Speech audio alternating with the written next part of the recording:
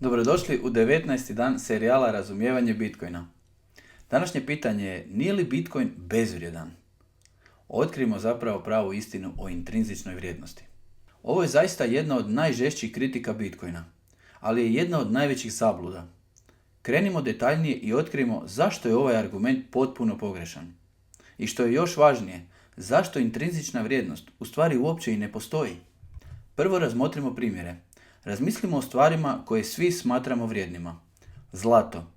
Nije poduprto ničime, osim naše želje da ga posjedujemo. Vrijednost dolazi iz rijetkosti, trajnosti i mogućnosti čuvanja bogatstva. To su svojstva koja su ljudi cijenili tisućama godina. Ili Picassova slika. Vrijedna je jer je umjetnost, jer je veliki Picasso nacrtao, jer je ljudi žele, zbog njezine kulturne važnosti.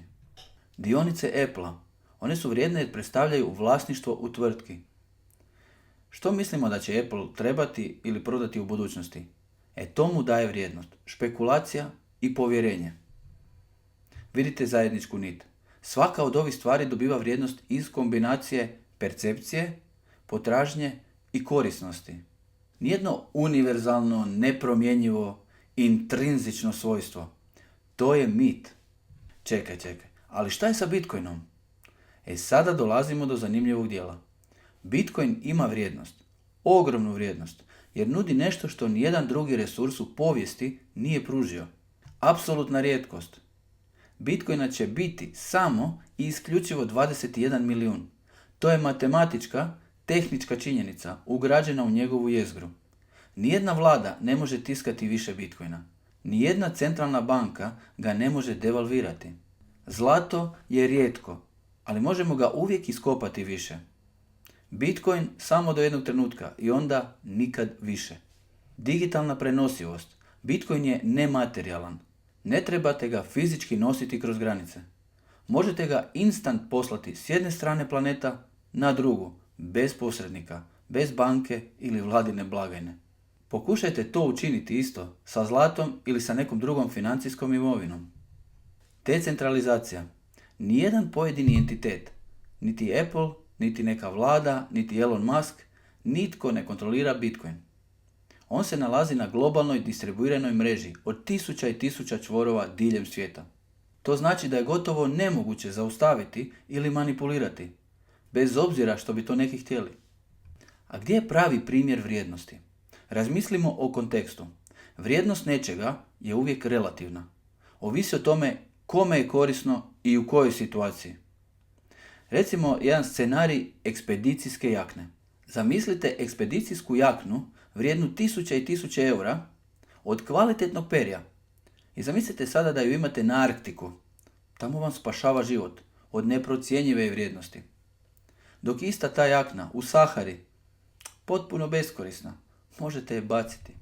Znači ista jakna sa potpuno različitim vrijednostima, ovisno o kontekstu. Isto vrijedi i za novac. U stabilnom gospodarstvu ljudi obično vjeruju svojoj valuti, koriste je svakodnevno i ne razmišljaju previše. Ali u zemlji koju pogađa hiperinflacija, gdje valuta svakog tjedna gubi vrijednost, tu Bitcoin postaje spas. Postaje oaza fiksne vrijednosti u pustinji nestabilnosti.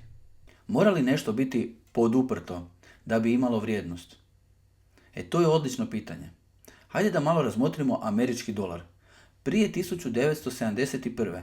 američki dolar je bio formalno poduprt zlatom, takozvani gold standard. Tada je predsjednik Nixon ukinuo zlatni standard i sve se promijenilo. Danas američki dolar nije poduprt zlatom. Nije poduprt ničime, osim povjerenja. I opet milijuni ljudi ga koriste svakoga dana. Korisnost i povjerenje ga čine vrijednim, a ne zlatna rezerva. Dakle, korisnost stvara vrijednost. To je to, jednostavno, a ne neko proizvoljno podupiranje. Baš kao što je zlato vrijedno zbog svoje rijetkosti, trajnosti i lake prenosivosti, umjetnost je vrijedna zbog kulturnog značaja, dionice su vrijedne jer predstavljaju potencijalnu dobit. Bitcoin je vrijedan jer ima apsolutnu matematičku rijetkost. Može se brzo i lako prenositi bez posrednika.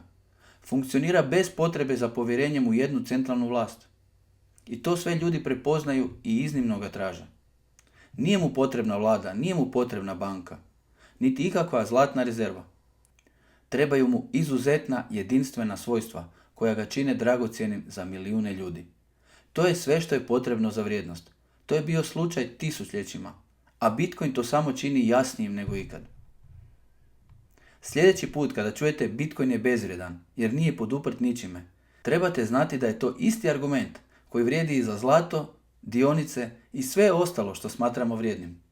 Vrijednost je subjektivna, ona je kontekstna i određena ponudom i potražnjom. Bitcoin ima oboje, cijenjena svojstva i masivnu potražnju. Tako da taj argument jednostavno ne drži vodu.